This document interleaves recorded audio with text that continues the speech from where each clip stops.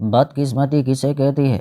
जैसे कई लोग मानते हैं कि वही होता है जो मंजूर खुदा होता है, इसलिए वो अपनी हालात को बदलने के लिए कोई ठोस कदम नहीं उठाते, चाहे उनके साथ कोई नाइंसाफ़ी क्यों ना हो या फिर उनके ऊपर भयानक जुल्म ही क्यों ना ढाया जाए। वो इसे बस अपनी बदकिस्मती समझकर हाथ पर हाथ धरे बैठे रहते हैं। आज हम आपको एक ऐसी शख्स की कहानी बताने जा रहे हैं जिसे इतिहास का सबसे बदकिस्मत इंसान कहा जाता है। इसके पीछे एक बेहद ही रहस्यमय कहानी है जिसके बारे में जानकर आप भी हैरान रह जाएंगे। नमस्कार दोस्तों, मैं हूँ AMK और आप देख रहे हैं AMK's डोज। दरअसल हम बात कर रहे हैं वाल्टर समरफोर्ड की, जो ब्रिटेन का रहने वाला था। वो सेना में अफसर था। उसके साथ एक जैसे ही 3 रहस्यमय घटना घटी थी जिसकी वजह से उसे बदकिस्मत माना जाने लगा। इतना ही नहीं, मरने के बाद भी उसके साथ वैसे ही घटना घटी थी। वाल्टर समरफोर्ड के साथ पहली घटना साल 1918 में घटी थी, जब विश्व युद्ध के समय उनकी तैनाती बेल्जियम में थी। एक दिन वो घुड़सवारी कर रहे थे, तभी उनके ऊपर आकाशीय बिजली गिर गई। इसकी वजह से उनके कमर के नीचे के पूरे शरीर में लगवा मार गया।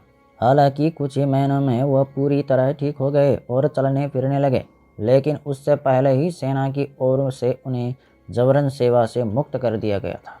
वाल्टर समरफोर्ड के साथ दूसरी घटना पहली घटना के ठीक 6 साल बाद यानी कि साल 1924 में घटी। उस समय वह कनाडा में अपने नए जीवन की शुरुआत कर चुके थे।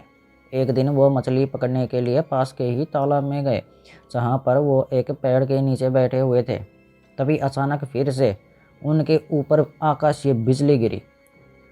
इस बार उनके शरीर के दाएं और आधे भाग में लगवा मार गया।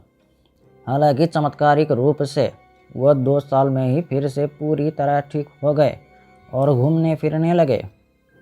दूसरी घटना के ठीक 6 साल बाद यानी कि साल 1930 में वाल्टर समरफोर्ड के साथ फिर से उसी तरह की ही घटना घटी। वो एक पार्क में टहल रहे थे और खूबसूरत नज़ारों का आनंद ले रहे थे।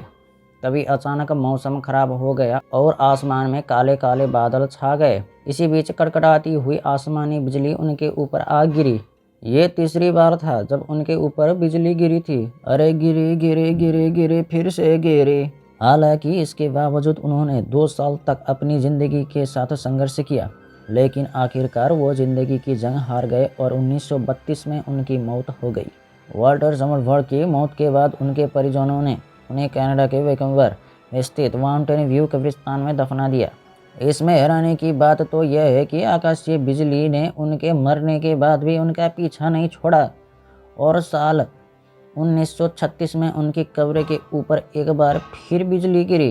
अरे कितनी बार गिरती वे, जिससे उनकी कब्र के ऊपर लगाया गया पत्थर टूट फूट गया। ये घटना भी तीसरी घटना के ठीक 6 साल बाद घटी थी। अब हर 6 साल बाद वाल्टर समरफोर्ड के ऊपर आकाशीय बिजली क्यों गिरती है, यह आज भी एक रहस्य ही बना हुआ है।